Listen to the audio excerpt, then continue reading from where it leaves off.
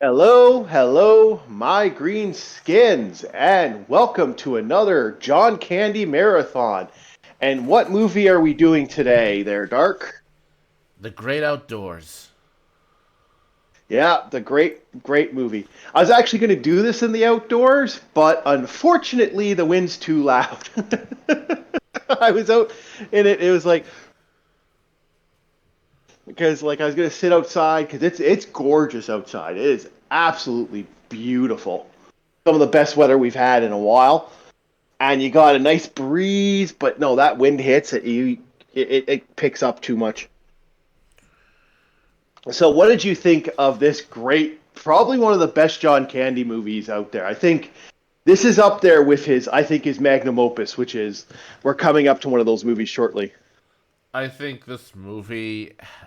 Well, let me just say this. I never would have thought that a bear's bare butt would resemble a human's.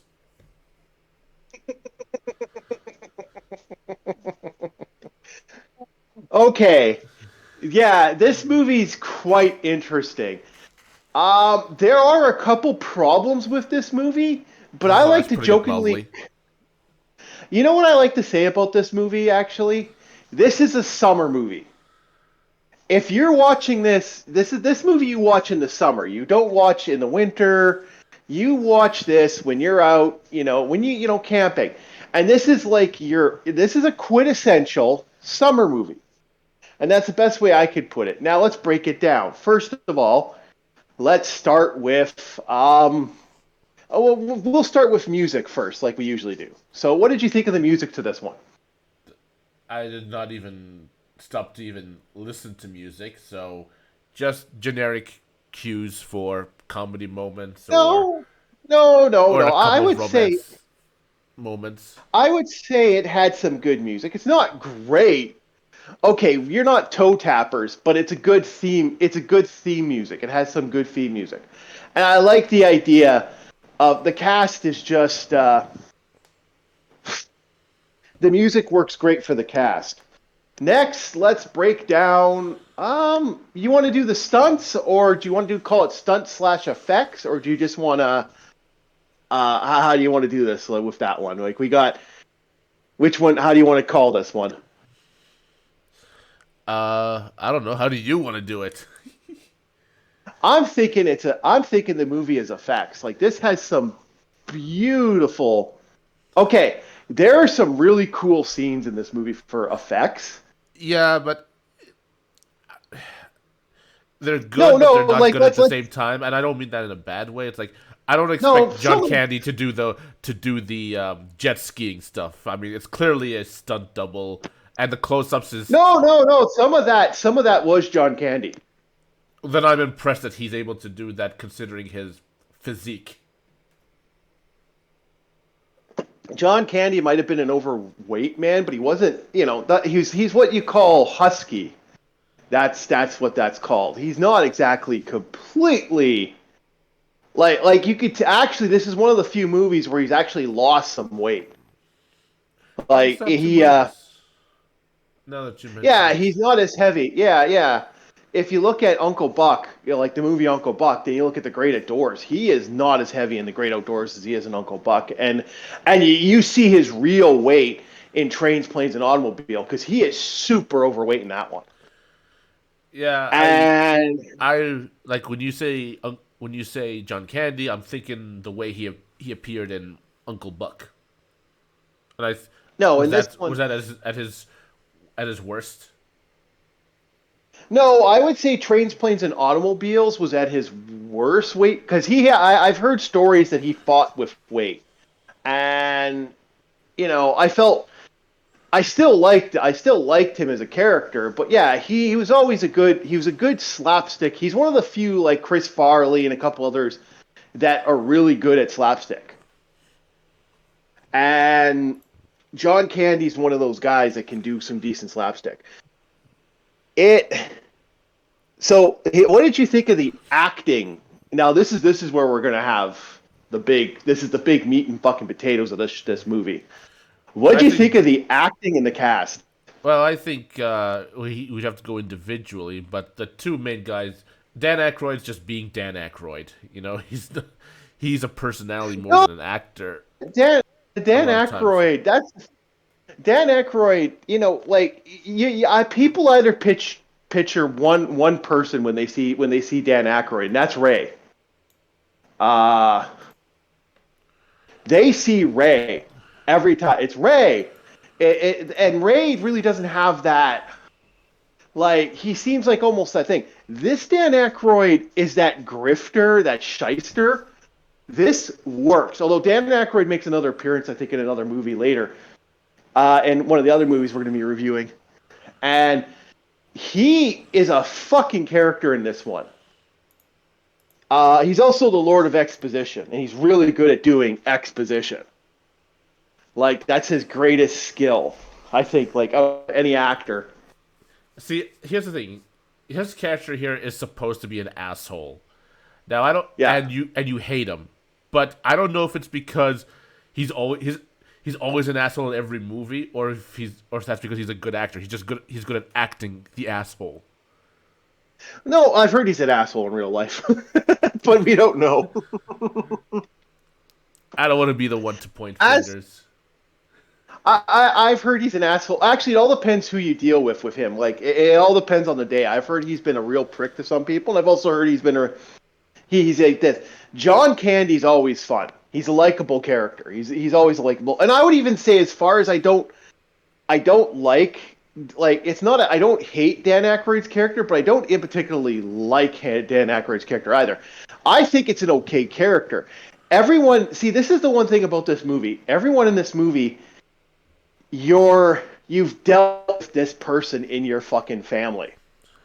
Yeah. Like I don't know if you have, but you've dealt with that asshole uncle or that asshole relative. You just want to fucking punch him in the face Well, because not he's such family a members, prick. but definitely certain people. But Oh, I've had family outside of members. I've family, had that. I've had that asshole uncle in my life, and that's why this really does kind of thing.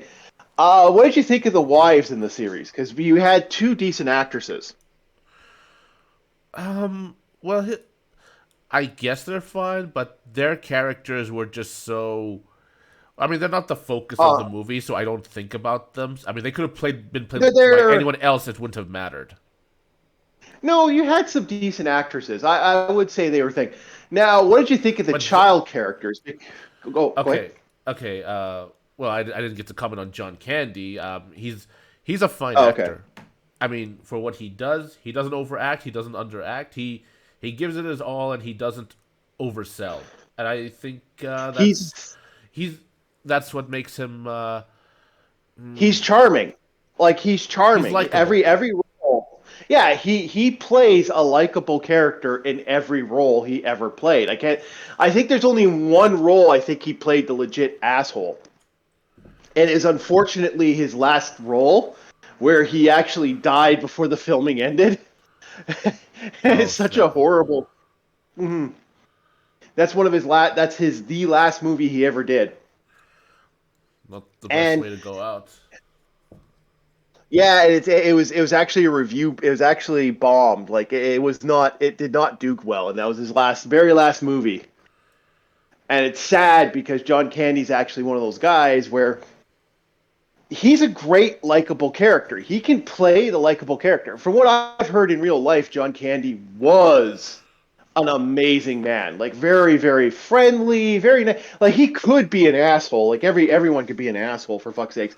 But he was there like Rick Romana, like Rick knew John Candy really well from certain eras, certain periods. And Rick Romanus never had anything bad. No one ever, I never heard a single bad thing. I've heard bad stuff about Dan Aykroyd, One at a but time. There's always someone who wants to make money off of a dead person. no, John Candy's been gone for a long time.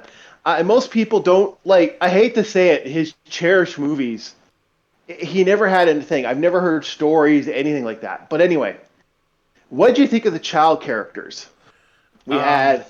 Again, I go to this movie coming to see John Candy and Dan Aykroyd. Everybody else, I don't. My attention span was I was not focused on them. I mean, they could have been played by a rock; it wouldn't have made a difference to me. That's I how would much. say I would say their directing was perfect. I would say their directing in this movie for those kid characters were amazing. Like I don't know who those twins were, but there were scenes that they did. Although, like I said, there was a couple times where I'm like, "What the fuck are they doing?" But there are scenes where they directed them really good. Like there's that scene where Dan Aykroyd says some stuff to them about a murderer and a serial killer and all this shit to the little kids, Oh and they're yeah, tell them sleeping about the in the bear. bed. Yeah, yeah, right after the bear, and he goes on this spew, and then he leaves. He's all you see are their fucking little light white eyes in the darkness. And it comes, he opens up the door, and the kids are still fucking just staring there, like what the fuck, you know? That's great. What did you think of the But it's supporting cast? That's but oh, go ahead. it's not something I don't think any other child actor could have done. Like I don't think that could have been done wrong by anyone else. I don't think it's a No, no, performance no. They that. had a way. They had a way. They had a deadpan look that worked. And there were other scenes where they really were directed perfectly. Like I don't know They who were the director for basically this one was. they're basically parodying The Shining when they with those two girls. Uh they were, but that was the point, and that was kind of funny. And then the next one was, what did you think of the supporting cast? I guess that would be the love interest for the son and everybody else in the movie. Which, by the way, there were some big names, some older fellows that were big names in this movie. Um, I feel like again, I felt like when we the, I felt like some of these actors were some scenes were just there for the sake of padding out the runtime of the movie. So it's like, why did we need this love this We'll get romantic to story that. We'll arc? get to that. Yeah, We'll get to that in the story. I get exactly what the idea of this movie was. I figured it out years ago, and but there but was a time I would have. There was a time I would agree with what you're about to say, but go for it. yeah, I'm just thinking the fact that it took you years to figure it out means that there must be some. Well, there are I'm issues with the also film that I will get into, which will explain why it took you years to figure it out. And I would no, have no, to no. You say want to know the what? editing was not the best. Yeah, the editing was pretty piss poor. You got the raccoon. Some of the animal characters were kind of fun. The raccoon was hysterical. That stuff was awesome. That just had me laughing in the music. Da ba ba boom, ba ba ba boom, ba ba boom. I like that. That fucking got me laughing. Now, the reason I say it took me years to understand, we'll get to the story next if you don't want to move on. You don't want anybody else to talk about? You good? I'm good. Story? Yep.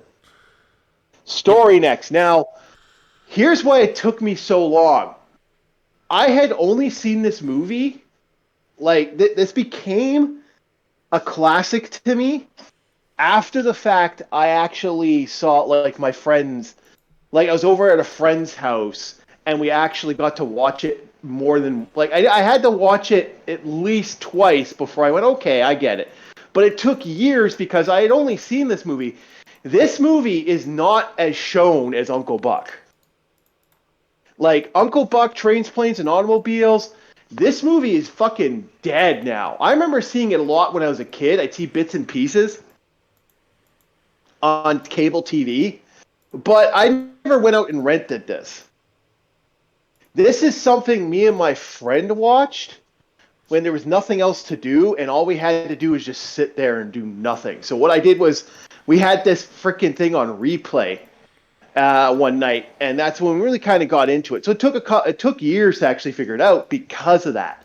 The story itself, it's a summer movie. This movie, and you're right about the bad cuts and shit.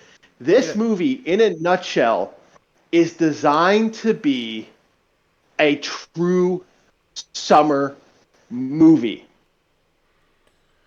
Everything you would have when you go out camping. It's If you've basically the ever story of a dad who wants to go to the great outdoors with his kids and has to deal with his asshole brother-in-law who is a city man and just hinders the his enjoyment. is a banker, or I think he's a stock investor. Yeah. No. This was more than just that, though.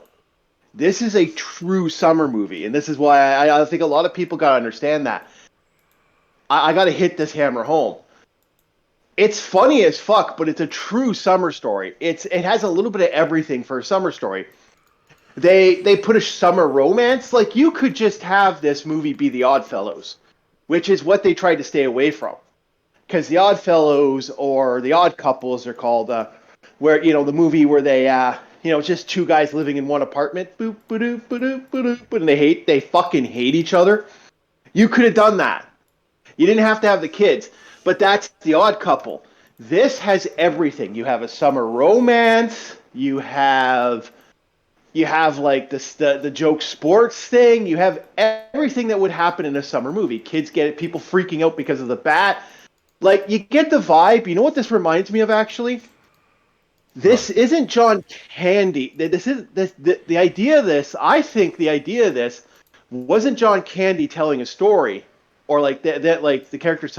This was someone like kind of telling us a broken story. That was, I think, the idea. The idea was someone kind of saying, well, this is this, and this is this, and this is this. I think that was the idea. I think that was the game plan. Because you got that vibe that's what this was designed to be. This was designed to be this truly summer story. Like, you have everything that's summer in this movie. Okay, go ahead, sir. I think that's all I can say about it. It's like it's everything summer. It's a summer movie.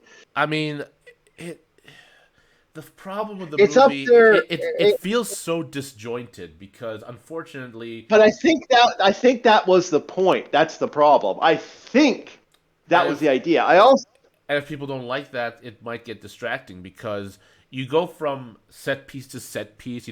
Like, oh, now here's a scene where he's going to do the jet ski scene, and then now suddenly we're doing that he's in a restaurant where he has to eat the 96-pound beef, including the fat, to get a free meal, which no one else has yeah. done. Then it goes from that to the raccoons. Then it goes from that to the horse riding scene. It's like, But that's the point. That's the point. This is why I think this is somebody who, I think it's probably one of John Candy's kids, telling a tale. I That's the vibe I get. it just That's the doesn't vibe I flow. get. Maybe this is, It just doesn't flow organically. but that's the point of it. That's the thing I'm saying. It's not like Trains, Planes, and Automobile, where it's just one fucking ride, or Canadian Bacon. Well, Canadian Bacon's kind of all over the place too. But John Candy, this movie is basically a summer tale. I think that's the point of this movie. It's the summer tale. And I think if they tried to do this movie in another light, it looked bad. I just think that, you know, one one aspect that sticks out the most is the romantic subplot between the eldest son and the girl he met in that small town. And it's like, I don't get what the point of that was. Now remember, this is the days before social media. This is the 80s. So it's like, what's the I don't think anyone, It's unless a they're summer unless they're romance. just, but he's never gonna see her again. So it's like, why would he even start Well, something? actually, that's actually one of the greater vibes of this. That actually get the vibe that, no, he wants to keep the relationship going. Another theory I've heard years ago from a friend of mine, and we were talking about this movie a long time ago, and he said, you know what about this movie that I think what this movie is in his mind, it's actually the oldest son telling how he met his wife. But we don't know how he maintained the relationship. But that's kind of the point. Well, remember, the movie ends. Well, there was a rumor years ago. I don't know if it's probably been shot down by now. But I remember hearing a rumor a long time ago that this was supposed to be a multi movie. It's supposed to have 3 movies. Like an anthology. Yeah, The Great Outdoors, and then it was going to be a movie about John Candy and Dan Aykroyd dealing with stuff in Chicago. And then the last one was going to be them a Christmas thing. No, that was great music for that. The shock. Um, there's a theory about that actually was what's supposed to happen. Another rumor is that this was actually a National Lampoon movie that never got made into a National Lampoon movie. Uh-huh. So there are 2 rumors about that, but that's beside the point. Let's take the movie for what it is. We're here to talk about the movie, not all the side shit. That you know. Okay, well, like I said, a couple other points. There are some set pieces that just don't connect with others, and some that were just dropped, like they went nowhere, unfortunately. Because it's like that scene where the bears get on his car and he has to drive off with them. That could have built up into something, but No, that was great. That was great. That was hysterical because you never knew what was exactly going to happen. That was the point of that scene. like, how did he get rid of them? How did he? Again, I think again, that warrants an explanation. again. No. That was the point. See, this is what. See, you've been intoxicated by modern movie making when it comes to that. That's what I gotta say there, because that was the point. Now imagine if I was somebody Don't telling you ever say I'm intoxicated by modern movie making. I hate modern movie making. I know, unfortunately, but it seems like it's rubbed off. It rubs off on us all. You can't deny it. Again, there's a reason I like John Wick. Oh, we just pissed off everyone who likes John Wick. Oh, we're doing that movie. See? We're doing that movie. Oh, no, we're not. Yes, we are. I hate Keanu Reeves. Not the person. I know, just like his movies. We'll watch John Wick at least. We got to watch those movies at least once. Come Okay, on, so John Wick's a poor man's Rambo. we'll get into it later. Anyway, so that's the point of this movie. Now imagine if in my head, in your head, now imagine if I was telling you that tale. Like, let's say I didn't give you the resolve. I was like, yeah, I remember the time my friend's brother told me about how his dad had bears on his car. I'd be like, holy shit, what happened? I'd be asking so many questions. I don't know. They got back fine. I really don't know how they got rid of the bears, but they got back fine. They told me about it after the fact, like when we were home. See, that's what I think this is. See, I think this is a summer movie tale, and that's what I think it is. I think this movie's whole purpose is to be a summer movie tale without the narrator. And, which, well, if you want to see that's I don't find that to be an effective way to tell a story. But I also, I do find there are parts of the movie that just drag on. Specifically, the jet ski scene and when the bear attacks his house. That dragged on. That could have been a bit shorter. Yeah, but I don't know. It was trying to build suspense, and that was trying to build humor. It was slapstick. That's what it was. I will say this movie would never fucking get made now. Like, that's pretty much Dan Aykroyd's career. This movie would never get made now. Ghostbusters, probably not. This, probably not. Caddyshack, I don't know if he's in Caddyshack. I can't remember, but there's quite a few movies that Dan Aykroyd. I might have mixed. That's Bill Murray. I apologize. I think a lot of Dan Aykroyd movies and a lot of Bill Murray movies would never get made now. I guess, a lot of movies back in those days wouldn't be made now. Like there are quite a few scenes in this movie where I'm like, yep, that's never getting made now. Great movie otherwise. Like, I think overall it's a fun summer movie. I would say this, if I watched this during the winter, I'd be like, but ratings. What do you want to give this there, Dark? I'm gonna give this a 6. I'm gonna give it a. I'll give it a solid 6.9. It's a good movie. I It's a mean, John really Candy good saves movie. it, in my opinion. I would say John Candy saves it. Dan Aykroyd saves it. I think it's a great movie, and it is a summer movie. If you're okay, I would say for summer movie, I would say it's a 7. This is a true summer movie, and that's what I'm going to say about it. If this wasn't a summer movie, oh yeah, if this was anything else, no, would say no. I would keep it at 6.9. You know what? I'll even drop it down to a 6.5. I'll say because a lot of people aren't going to get it. I'll say 6.5. Great movie otherwise. I think it's still a good movie. I would say because it's a summer movie, it gets up to an all-time personal favorite. But I will not watch this during the winter. It's like watching Gremlins. You got to watch Gremlins in Christmas. It's the same thing with Die Hard. I don't like watching Die Hard any other time but Christmas. Now, it's just kind of one of those things. So yeah, that's our review of The Great Outdoors. Stay tuned to some more John Candy Month, and we're still debating which one we're gonna do. Should we do Canadian Bacon next, Dark, or do you want to do Trains, Planes, and Automobiles? Well, I'll play it by Which is ear. your next? Okay, all right then. Next month, next video, we're going to do Canadian Bacon because it's probably the only movie I think he's gonna like from that director.